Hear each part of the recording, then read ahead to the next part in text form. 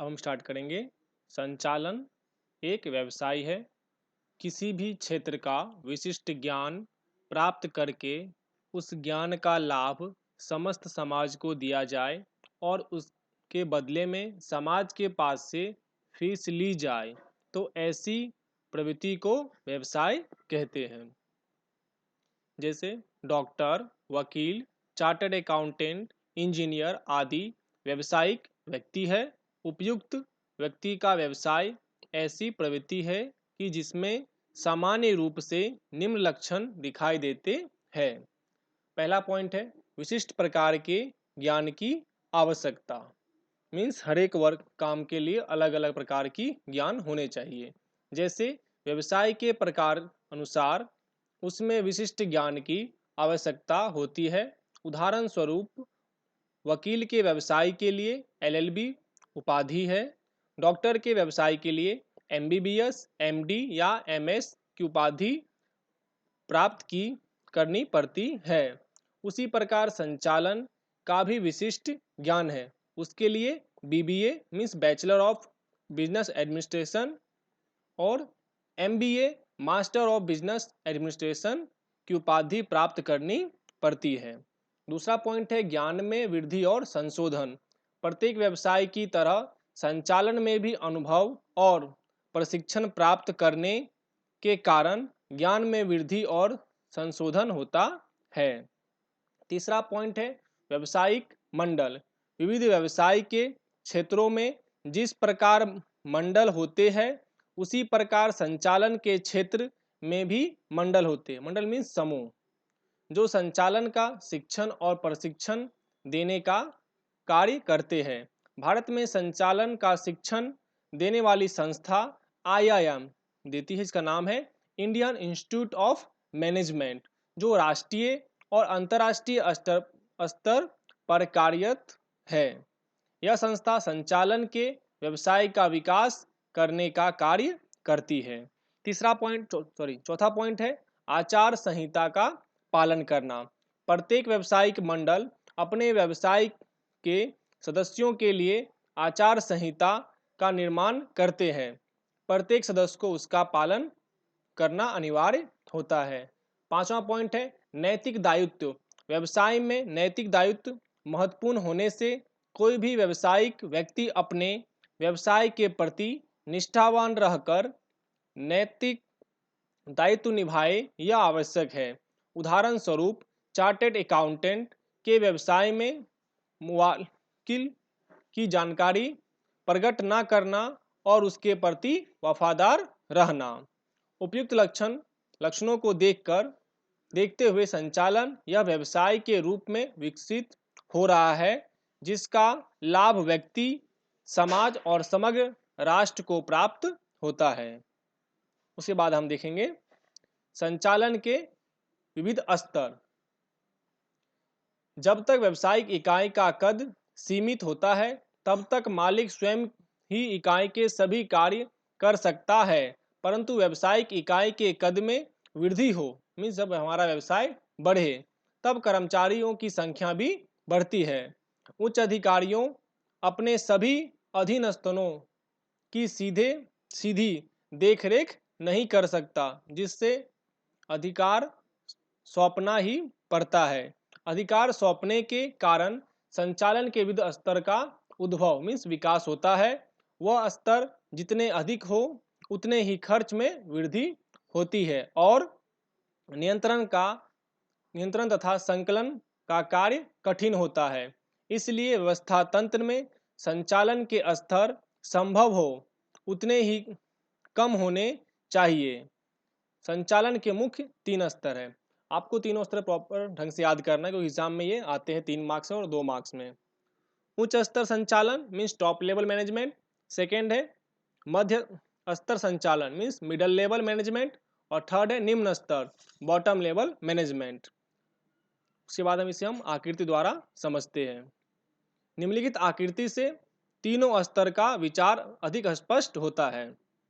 आपको एग्जाम में 2 मार्क्स में ये बनाने को आता है स्तर। तो पहला है उच्च स्तर में आएगा संचालक मंडल, मैनेजिंग डायरेक्टर और जनरल मैनेजर। इसमें आएंगे, इसमें उच्च स्तर में आते मैनेजर, कंपनी के मालिक इत्यादि इसमें आएंगे। मध्य स्तर में आते विभागीय अधिकारी, मतलब डिपार्टमेंट के अधिकारी। उत्पादन, क्रय मीन्स खरीदने वाला, विक्रय बेचने वाला, कर्मचारी और वित्तीय मीन्स पैसे के लेन देन किसमें होता है, मध्य स्तर के संचालन में। और निम्न स्तर में जैसे वॉचमैन होता है, प्यून, वो सब इसमें आएंगे निम्न स्तर में, और मजदूर। इसके बाद हम देखेंगे उच्च स्तर संचालन।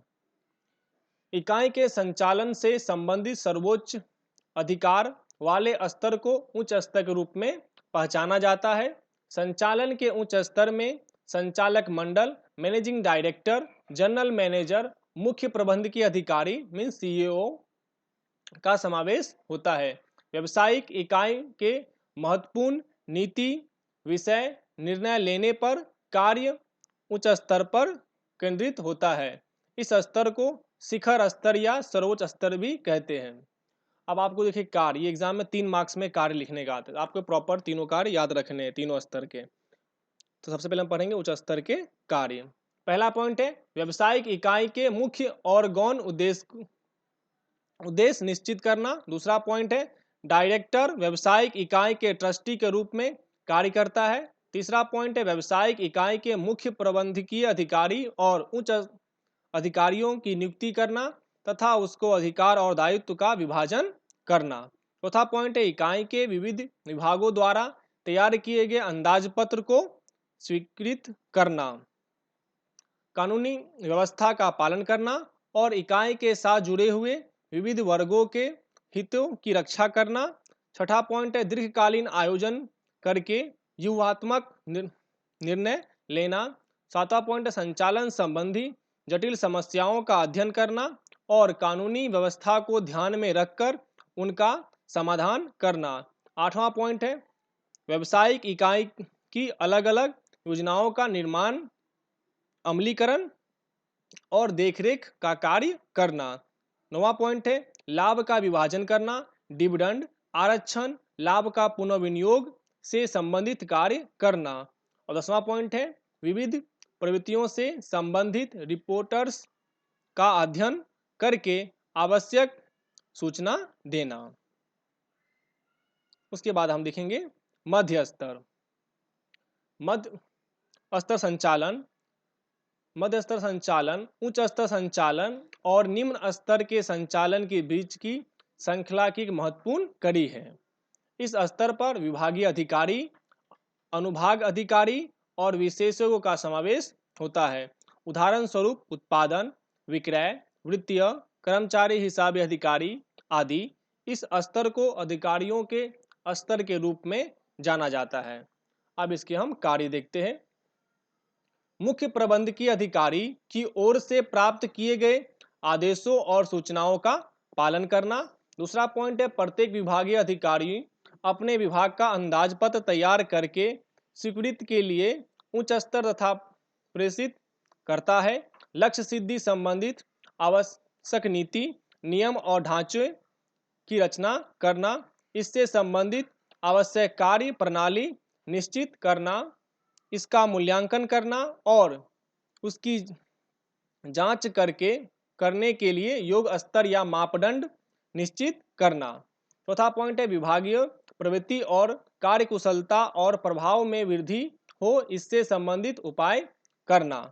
पांचवा पॉइंट है अपने विभाग के कर्मचारियों के उत्साह में वृद्धि हो, ऐसे प्रयत्न करना। छठा पॉइंट है अन्य विभाग के अधिकारियों के साथ निरंतर संपर्क में रहना और संकलन स्थापित करना।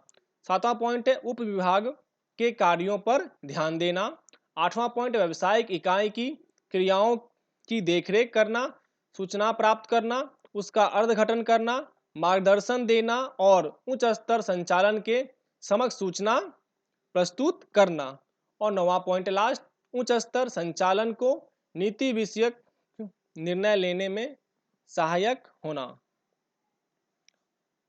अब हम देखेंगे लास्ट पॉइंट,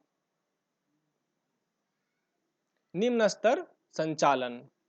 संचालन के इस स्तर में निरीक्षक, जॉबर्स, फॉरमैन का समावेश होता है। इस स्तर को निम्न स्तर या निरीक्षक स्तर भी कहते हैं।